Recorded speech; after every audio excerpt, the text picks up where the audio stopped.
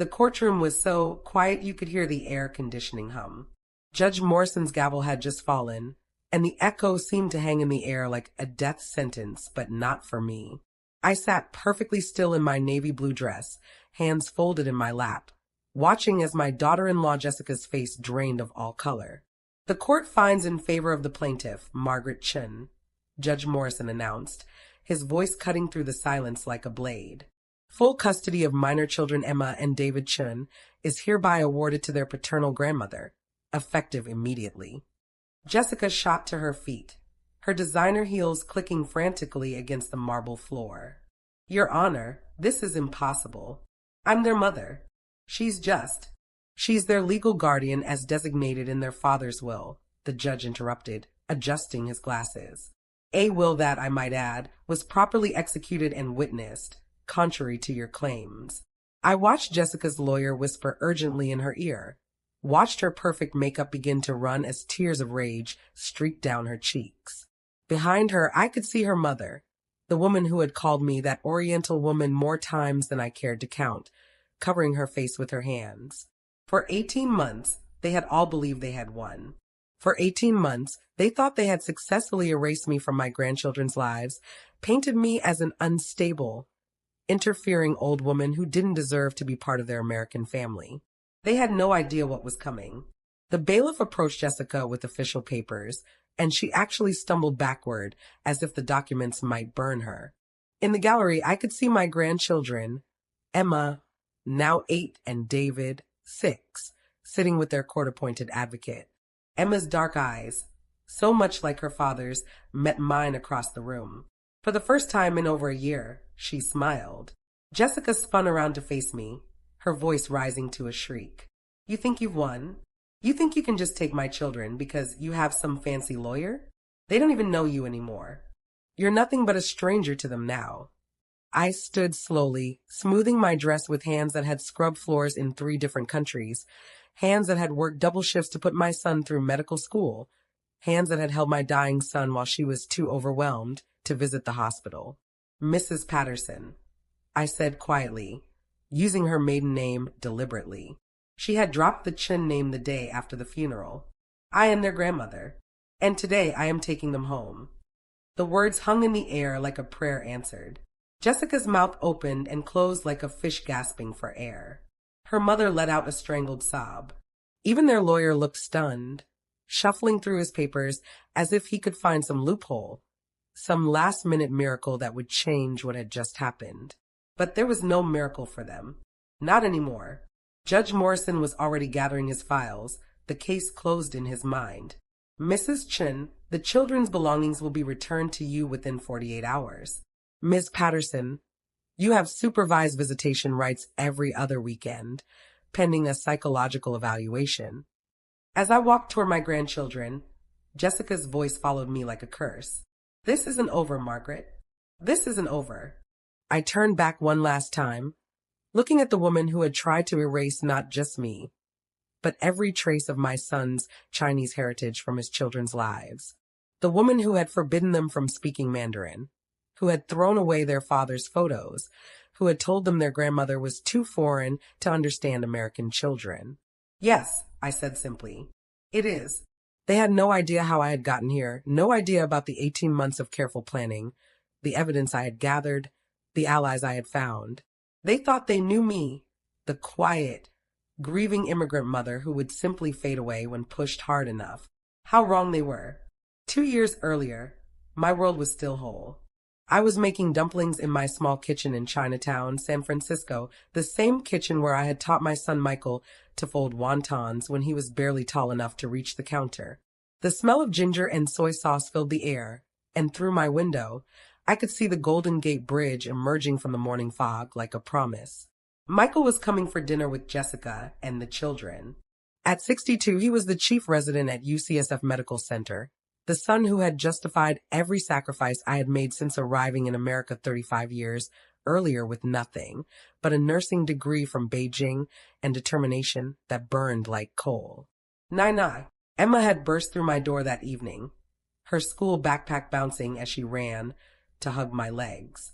Even at 6, she was tall for her age, with her father's serious dark eyes and her mother's blonde hair, a beautiful bridge between two worlds. "Did you make the ones with pork?" David had asked, climbing onto his favorite stool to peer into the steamer. At 4, he was all energy and questions, switching effortlessly between English and the Mandarin I had been teaching him since he could babble. "Of course," I had laughed, lifting him up to smell the dumplings. "Nai always makes your favorites." Jessica had stood in the doorway, checking her phone. Even then, she had seemed separate somehow, polite, but distant. She worked in marketing for a tech company, wore expensive clothes, and had opinions about everything from my outdated furniture to the confusion of teaching the children 2 languages. "They're American children, Margaret," she would say when she thought Michael wasn't listening. "All this Chinese stuff just makes things harder for them at school." But Michael had been proud of his heritage, proud of the sacrifices I had made. He would speak Mandarin with the children at my table, tell them stories about their grandfather who had died when Michael was young, about the village in Guangdong where their roots began. "Mom makes the best dumplings in San Francisco," he would tell Jessica, wrapping his arm around my shoulders. "Emma and David need to know where they come from." That night, as we ate together around my small table, I had felt rich beyond measure. 3 generations sharing a meal, sharing stories, sharing love. Michael told us about a difficult surgery he had performed. Emma showed us a drawing she had made of our family, stick figures holding hands under a bright yellow sun. David tried to use chopsticks and ended up wearing more sauce than he ate. I had taken a photo of all of us that night, crowded around my table, laughing. I had no way of knowing it would be the last family photo we would ever take. 3 months later, Michael was gone. The drunk driver who hit him at the intersection near the hospital never even hit his brakes. Michael died instantly. The coroner told me, which was supposed to be a comfort. He didn't suffer, they said. He didn't see it coming. I suffered enough for both of us. The funeral was held at a Christian church Jessica had chosen, not the Buddhist temple where Michael and I had sometimes gone to light incense for his father. Jessica wore black designer clothes and accepted condolences like a gracious hostess, while I sat in the front row feeling like a stranger at my own son's goodbye. "Michael would have wanted it this way," she told people who asked about the venue. "He wasn't really religious anyway." But I remembered the boy who had asked me about reincarnation, who had wanted to know if his father's spirit could see us from wherever he had gone. I remember the man who had stood with me at the temple just 6 months earlier, lighting incense and bowing his head in respect for traditions that connected him to something larger than himself. After the funeral, people gathered at Jessica's house, the house Michael had bought, the house where I had spent countless holidays and birthdays, the house where my grandchildren lived. But that day, I felt like an intruder. Jessica's friends clustered around her, offering support and casseroles. Her mother held court in the living room, discussing memorial funds and college savings accounts as if she were planning a charity gala. I sat in the kitchen where I had helped Michael cook so many meals, feeling invisible. "She's taking it so hard," I heard one of Jessica's friends whisper. "It's like she doesn't understand that Jessica needs space to grieve." "Well, you know how those people are," Jessica's mother had replied, her voice just loud enough to carry. "Very emotional. Different ways of processing things. Those people, as if my grief were somehow foreign, inappropriate, too much for their refined American sensibilities." I had gone home that night to my empty apartment, surrounded by photos of Michael at every stage of his life. I had held his medical school diploma, the one he had insisted on having translated into Mandarin, so I could read it too. I had cried until I had no tears left, and then I had made a decision. I would not let them erase him. I would not let them erase me. I had no idea then how hard they would fight to do exactly that. The first sign came 3 weeks after the funeral, when Emma didn't show up for our weekly dumpling making session.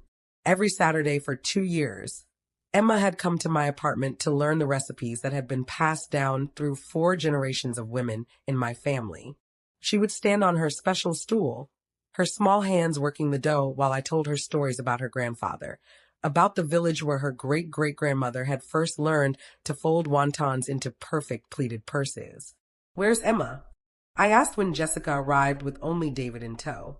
"She has a play date," Jessica said, not quite meeting my eyes. With friends from school. It's important for her to maintain normal relationships right now. David seemed confused too, looking around my kitchen for his sister. Nai, Emma wanted to come. She asked Mama 3 times. David, go wash your hands, Jessica said sharply. Then, to me, Margaret, we need to talk about the custody arrangement. The custody arrangement. As if my grandchildren were a business deal to be negotiated. We had never formalized anything because we had never needed to. Michael had primary custody after his divorce, and the children spent every Saturday with me. Most Sundays, and at least 2 nights a week when he was working late at the hospital. I was their childcare, their homework help, their second home. Michael wanted them to know their heritage, I said carefully. He wanted them to speak Mandarin, to understand where they come from. Michael is dead, Jessica replied, and the words hit me like a physical blow. And I'm their mother. I decide what's best for them now. That was the beginning of the erasure. First, the Saturday visits became every other Saturday, then once a month, then only on holidays, American holidays, Jessica specified, not Chinese New Year or Mid-Autumn Festival. It's too confusing for them, Jessica explained when I protested. Dr. Martinez says children need consistency after trauma. All these different cultures and languages are just overwhelming them. Dr. Martinez was the child psychologist Jessica had hired, a woman who had never met the children before Michael's death, who had no understanding of their bilingual, bicultural life. According to Jessica, Dr. Martinez had recommended limiting foreign influences while the children adjusted to their loss. When I asked to speak with Dr. Martinez myself, Jessica told me it wouldn't be appropriate. She only speaks with immediate family, she said. Immediate family. As if 18 years of bedtime stories and scraped knees and homework help had made me something less than family. The children began to change. Emma stopped speaking Mandarin entirely, claiming she had forgotten how. David became quiet and withdrawn, flinching when I tried to hug him. When I asked them about school, about their friends, they would look nervously at their mother before answering in monosyllables. They're still processing their grief, Jessica would say whenever I expressed concern. Dr. Martinez says forced interactions with extended family members can be re-traumatizing. Extended family members. As if I were some distant relative rather than the woman who had raised their father, who had been their second mother since birth. The final humiliation came on a rainy Thursday in November, almost 6 months after Michael's death. I had taken the bus across town to Emma's school for her Thanksgiving play, the same school where I had volunteered in the library, where I had helped with field trips, where the teachers knew me as Emma's Nai. But when I arrived at the auditorium, I found my seat taken by a stranger, a blonde woman in an expensive coat who seemed to know all the other parents. "Excuse me," I said politely, showing her my ticket. "I think you're in my seat." She looked at me with the kind of expression I had learned to recognize over 35 years in America, polite puzzlement mixed with mild annoyance. "Oh, I'm sorry, but Jessica Patterson reserved this entire row for family. Are you sure you're in the right place?" Jessica Patterson. She had dropped Michael's name completely, gone back to her maiden name, as if the 8 years of their marriage had never existed. I looked toward the stage where Emma stood in her pilgrim costume, scanning the audience. When she saw me, her face lit up with joy and she waved enthusiastically. But then Jessica appeared beside me, her smile sharp as broken glass. "Margaret," she said, loud enough for the surrounding parents to hear. "I wasn't expecting you. This is really more of an immediate family event." "I'm Emma's grandmother," I said, my voice steady despite the anger building in my chest. "I've been to every school play since she was in preschool." "And we appreciate that," Jessica replied, her tone suggesting the exact opposite. "But you need to understand that the children are still very fragile. Sudden appearances can be disruptive to their healing process. Sudden appearances. As if I were some stranger who had wandered in off the street. Around us, other parents were beginning to stare. I could feel their curiosity, their judgment, their assumption that there must be some good reason why this American mother was politely but firmly asking this foreign grandmother to leave. "Perhaps it would be better if you called before coming to events like this," Jessica continued, her voice getting louder. Just so we can prepare the children properly. On stage, Emma was still looking for me, her smile beginning to fade as she realized something was wrong. David sat in the front row with Jessica's mother, who pointedly looked away when our eyes met. I had a choice in that moment. I could make a scene, demand my rights as a grandmother, appeal to the other parent's sense of fairness, or I could walk away quietly, preserving what little dignity I had left. I chose dignity, as I had been taught to do my entire life. Of course, I said, stepping back. I wouldn't want to disrupt anything. As I walked toward the exit, I heard Jessica's voice behind me, speaking to the woman in my seat. I'm so sorry about that. Michael's mother has been having a difficult time accepting boundaries since the accident. It's been hard on all of us. Michael's mother, not their grandmother, not Nai, just a problem to be managed, a disruption to be minimized. I sat on the bus home, watching the city blur past through rain-streaked windows, and I realized that Jessica wasn't just limiting my access to my grandchildren. She was systematically erasing me from their lives, rewriting their history to exclude not just me, but everything I represented, their Chinese heritage, their father's memory, their identity as children who belonged to two worlds instead of one.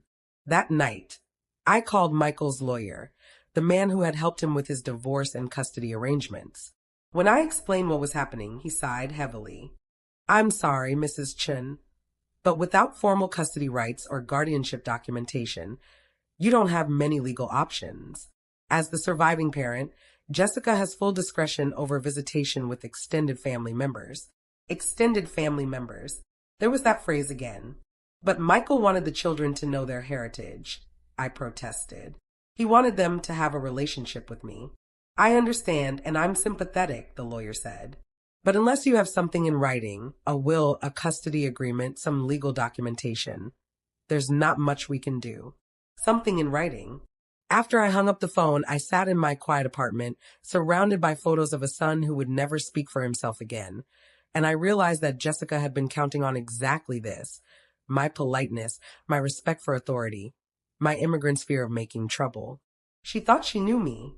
She thought I would quietly fade away, too broken by grief and too intimidated by the legal system to fight back. She was about to learn how wrong she was. The next morning, I did something I had never done in 35 years of living in America. I went to war. Not the loud, dramatic kind of war that fills movie screens and newspaper headlines. The quiet, methodical kind of war that my grandmother had taught me during the Japanese occupation, when survival meant being smarter than your enemies, not stronger. My first stop was the San Francisco Public Library, where I spent 3 days reading everything I could find about custody law in California. I learned about grandparents' rights, about the best interests of the child, about what constitutes evidence in family court. I learned that Jessica's confidence was premature.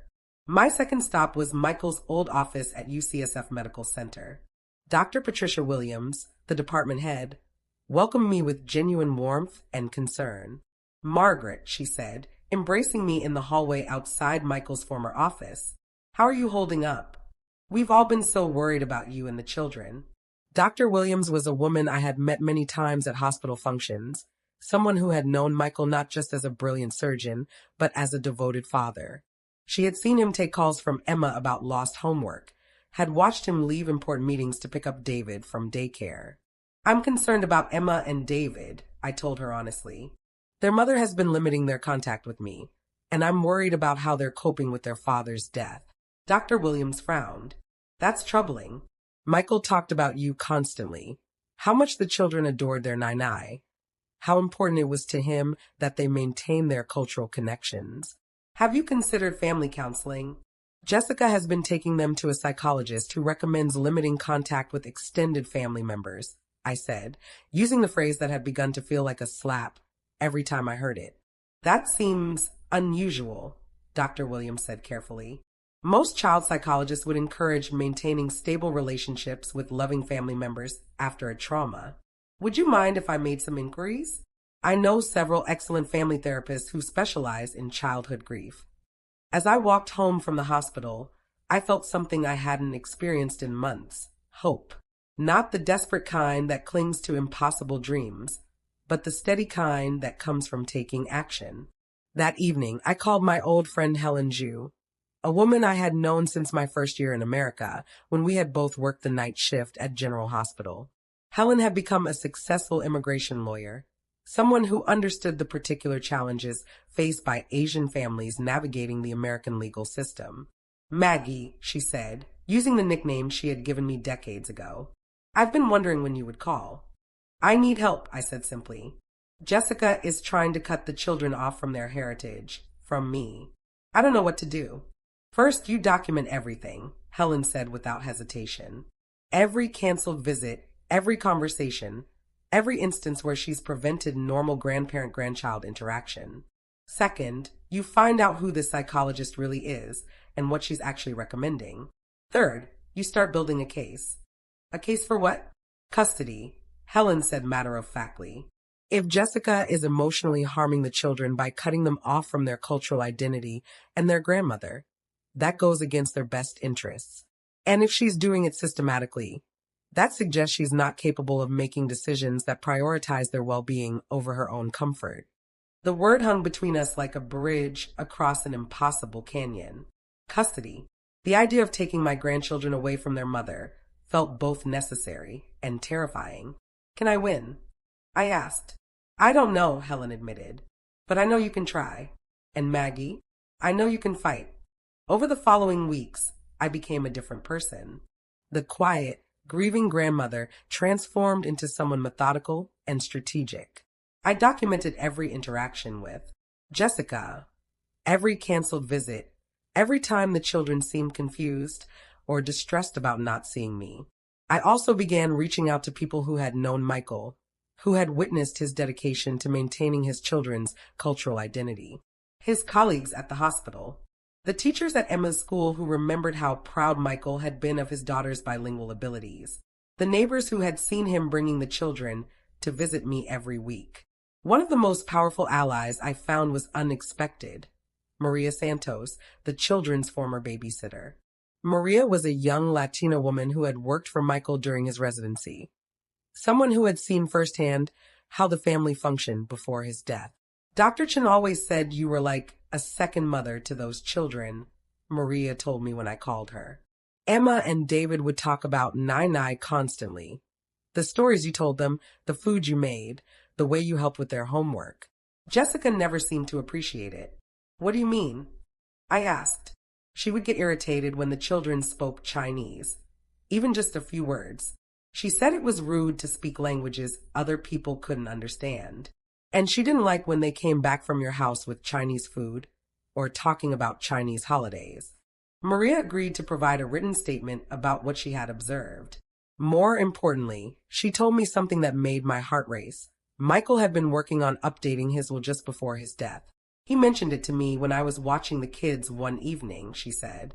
He said he wanted to make sure that if anything happened to him, Emma and David would maintain their connection to both sides of their heritage.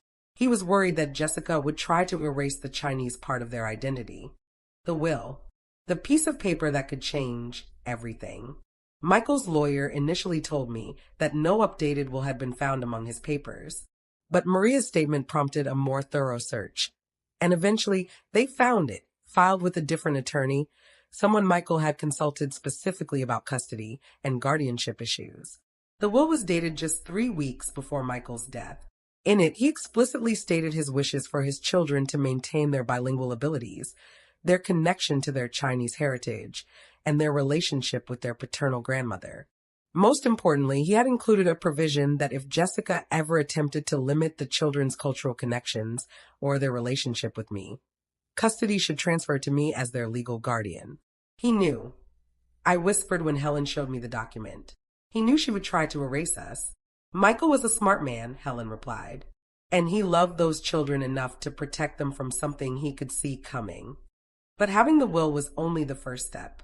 Jessica had been telling everyone, teachers, neighbors, even the children themselves, that I was becoming unstable in my grief, that my demands for access were unreasonable and potentially harmful to Emma and David's emotional recovery. I needed to prove not only that Michael had wanted me in his children's lives, but that I was capable of providing them with a stable, loving home. I needed character witnesses, psychological evaluations, home studies, all the machinery of the legal system that would determine whether two children would grow up knowing who they really were or living as edited versions of themselves. The process took 8 months. 8 months of gathering evidence, building alliances, and enduring Jessica's increasingly hostile attempts to paint me as an interfering old woman who couldn't accept her reduced role in the children's lives. During those 8 months, I saw Emma and David exactly 4 times. Each visit was supervised and brief, filled with awkward silences and the children's obvious confusion about why their beloved Nai had become someone they could only see under Jessica's watchful eye. But I also spent those 8 months becoming stronger than I had ever been. I learned to navigate the legal system. I learned to advocate for myself in a language that wasn't native to me, in a culture that often dismissed women like me as irrelevant. I learned that quiet strength could be more powerful than loud demands.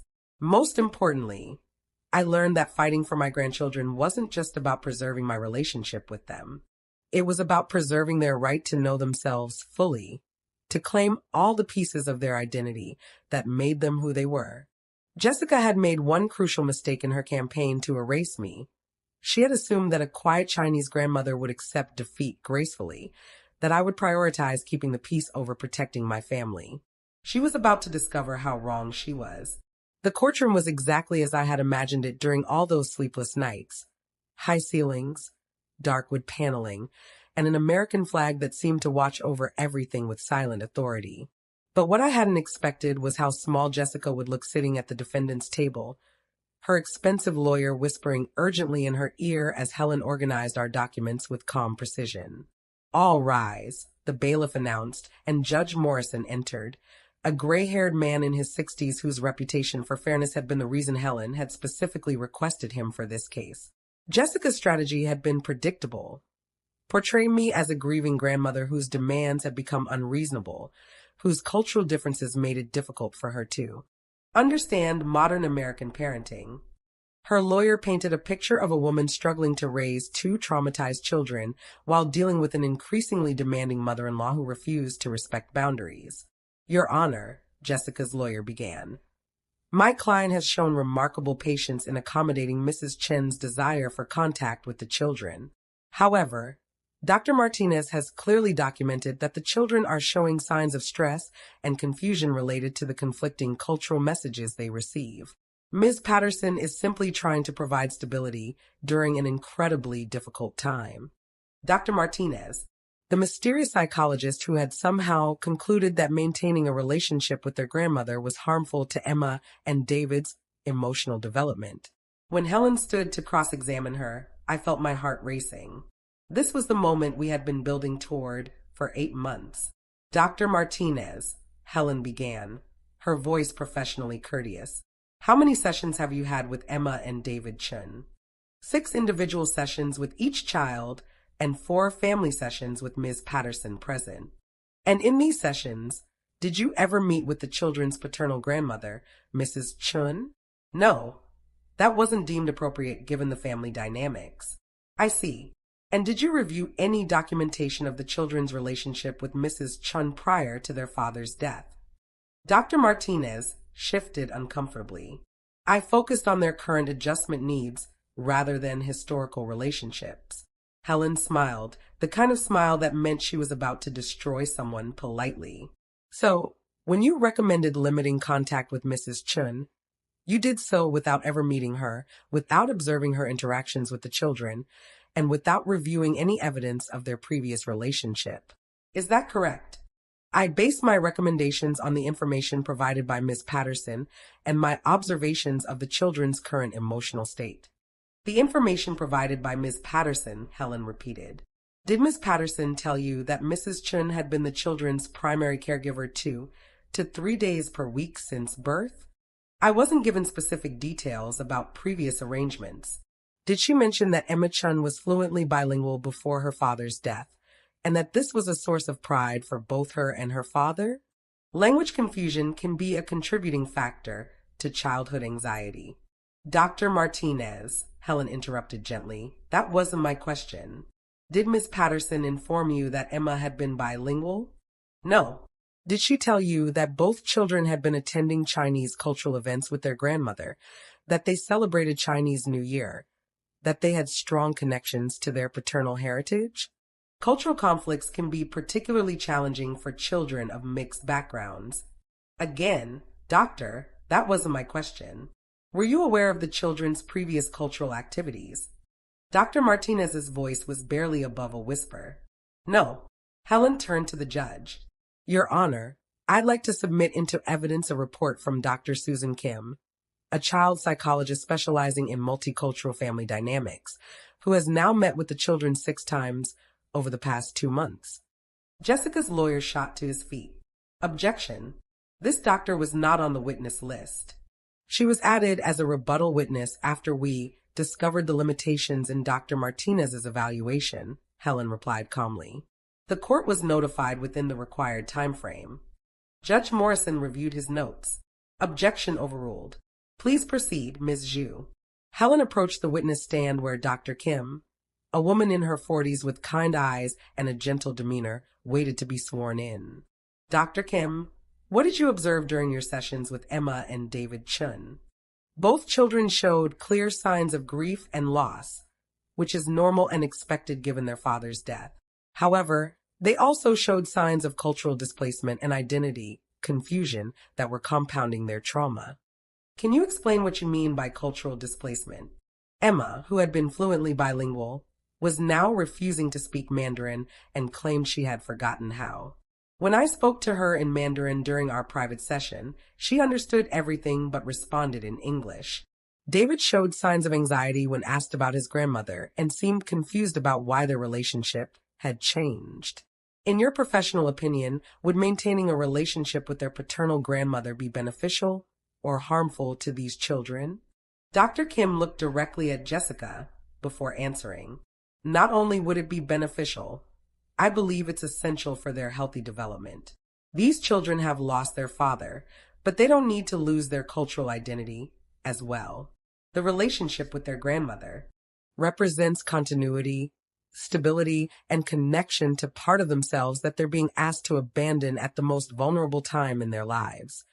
Jessica was crying now, quiet tears that she kept dabbing with a tissue. But they weren't tears of sadness. They were tears of anger and frustration as she watched her carefully constructed narrative crumble. Helen wasn't finished. She called Maria Santos to testify about what she had observed in Michael's household, about his explicit wishes for the children to maintain their cultural connections. She called Dr. Williams from the hospital, who spoke about Michael's pride in his children's bilingual abilities and his deep respect for his mother's role in their lives. But the most powerful moment came when Helen called Emma's former teacher, Mrs. Rodriguez, who had taught 3rd grade at the elementary school. Emma Chin was one of my most confident students, Mrs. Rodriguez testified. She was proud of being able to speak 2 languages, proud of the stories her Nai told her, proud of the cultural presentations she would give to the class. After her father died, that confidence disappeared. She became withdrawn, refused to participate in multicultural activities, and seemed ashamed of the very things that had once made her special. When was the last time you saw Emma exhibiting that confidence? Helen asked. Mrs. Rodriguez looked directly at me. The last time I saw her grandmother pick her up from school. Emma ran to her and immediately started chattering away in Mandarin, showing her artwork, excited to share her day. It was the last time I saw that little girl truly happy. The courtroom was completely silent. Even Jessica had stopped crying, staring at her hands as if she could disappear into them. Finally, Helen called me to testify on my own behalf. As I walked to the witness stand, I passed Jessica's table and saw her look up at me with pure hatred in her eyes. But I also saw something else, fear.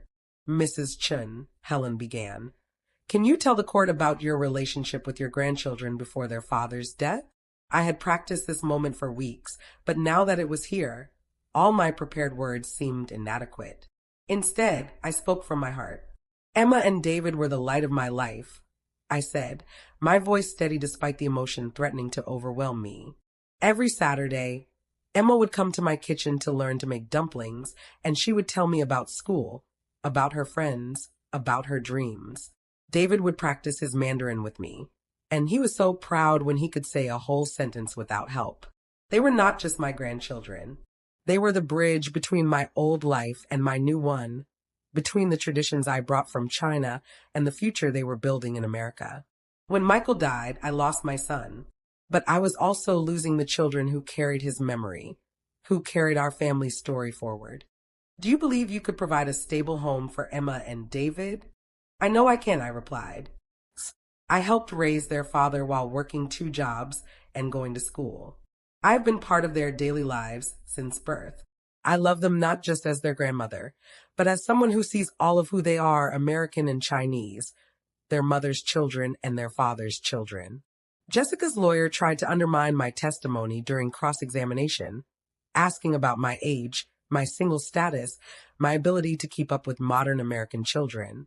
But his questions felt hollow against the weight of evidence Helen had presented. The moment that sealed everything came when Jessica herself took the stand in her own defense. Ms. Patterson, Helen began. Why did you decide to limit the children's contact with their grandmother after your husband's death? She was overwhelming them, Jessica replied, her voice tight with anger she was trying to control. Constantly speaking Chinese, feeding them strange food, filling their heads with confusing stories about China. They needed consistency, not more confusion. Strange food, Helen repeated. You mean traditional Chinese dishes that they had been eating their entire lives? They're American children. They should eat American food. And the language? It's confusing for them to switch back and forth. Dr. Martinez said. Ms. Patterson, Helen interrupted. Did your husband ever express any concerns about his children being bilingual? Jessica's hesitation was telling. Michael was sentimental about certain things. Sentimental. Is that how you would describe a father's desire for his children to know their heritage? He was American, Jessica said, her voice rising. Born here, educated here. The children don't need to be burdened with all that old country nonsense. Old country nonsense. The phrase hung in the courtroom like an accusation. Helen walked back to our table and picked up a folder. Your Honor, I'd like to introduce into evidence Michael Chen's last will and testament, executed 3 weeks before his death. Jessica's face went completely white. Her lawyer started to object, but Judge Morrison waved him silent. Helen read the relevant passage aloud. It is my explicit wish that my children, Emma and David, maintain their bilingual abilities and their connection to both their Chinese and American heritage. Should their mother attempt to limit these cultural connections or restrict their relationship with their paternal grandmother, Margaret Chen, I hereby designate my mother as their legal guardian, as I believe she will honor and preserve all aspects of their identity. The courtroom erupted. Jessica's lawyer was on his feet shouting objections. Jessica was sobbing, and Jessica's mother was demanding to know how this was possible. But Judge Morrison simply banged his gavel once, and silence fell like a curtain. The court will recess for 1 hour, he announced. When we return, I will render my decision. As the courtroom emptied, I remained in my seat, looking across the room to where Emma and David sat with their court-appointed advocate. Emma was watching me with those serious dark eyes, and for just a moment, she smiled. The same smile she used to give me when she successfully folded a dumpling or managed a particularly difficult Mandarin phrase. In that smile, I saw my son. I saw the future I was fighting for. And I knew, with the certainty that comes from having nothing left to lose and everything to gain, that justice was finally within reach. The hour felt like a lifetime.